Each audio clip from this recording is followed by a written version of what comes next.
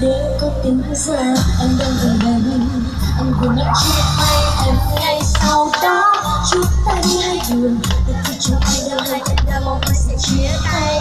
Thật hoa nhạc chín nữa, như anh đến lúc xưa và anh đừng giờ chưa. Anh không làm lời hứa với em hứa với